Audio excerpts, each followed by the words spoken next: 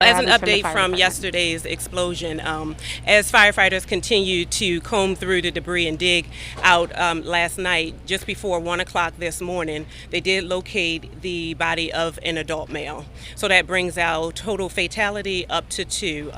It still stands. We had the 7 victims transported, and now we have 2 deceased. Right now, we're working on a recovery effort. We are thinking of all the residents in this area and the family who have lost loved ones or who possibly could have been injured because of this. This was a really tough time for the community, for the residents in this neighborhood, and for the members of the fire department. We do have OEM on scene today. What they're going to do is work on cleaning up the debris in hopes that residents can at some point today, get back into their home to try to retrieve any of their belongings. Mr. Mayor. Thank you. Good morning, everyone. We want to thank the community leaders and the community at large for coming together to help during this explosion. The outpour from businesses and just about everybody been, just great. We want to thank our county partners that have been here with us, helping us through this. I don't know how to describe it because it's something that I've never, ever witnessed in my lifetime. Looked like everything that could have happened since I've been mayor has happened. And I'm just asking that the community at large and the city at large come together in prayer for those who are still in the hospital and just pray for healing for this entire community and for the whole entire city of Baltimore. At this time, I'll turn it over to President Scott. Thank you, Mr. Mayor, and good morning, everybody.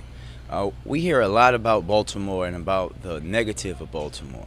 But amidst a tragedy like we had here yesterday, you saw the true spirit of Baltimore. You had Baltimoreans rushing to try to save their neighbors from something that you just don't expect to see in a city.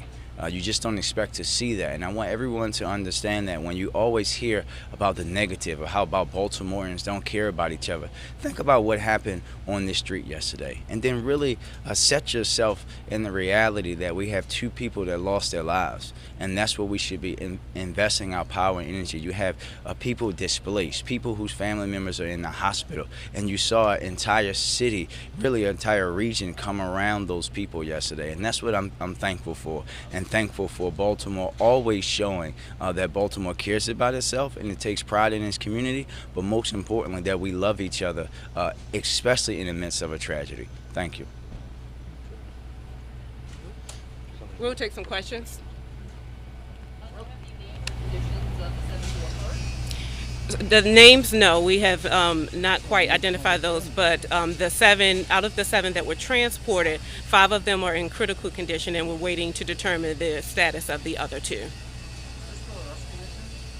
It's a pretty much recovery and cleanup effort. Is everyone spoken for? Is anyone still missing? We haven't heard any reports of anyone still missing. Right now we're just making sure that the community continues to remain safe, and we're praying for those who are still in the hospital at this time. Do you know if it was a man or woman or the aged person? The deceased from this one, I said it was an adult male. Age is unidentified at this time. Any timeline of when the people who live around here, I know you said that they're going to work on cleaning up, but have you been able to get some timeline? To move back in, no, but hopefully we are trying to see if they're able to come back today to retrieve some of their items. There were nearly 30 residents who utilized the temporary shelter and over 200 residents who were affected by this. So we're totally thankful that they are safe, and we hope it remains that way, which it should. You mentioned the Office of Emergency Management. What role do we have in the task to have it's pretty messy. So we're here just to help coordinate services, make sure that anyone here is any of their needs, that we're here to help get them to them as soon as we can. So we're just mainly here to coordinate the services to help them out. So You all doing a good job. thank you.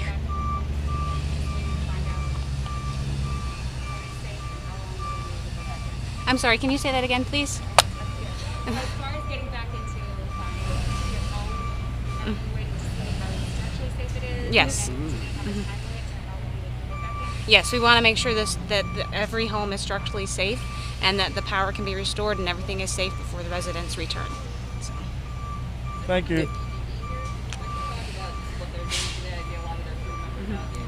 You can refer to BGE, and they also issued out a statement.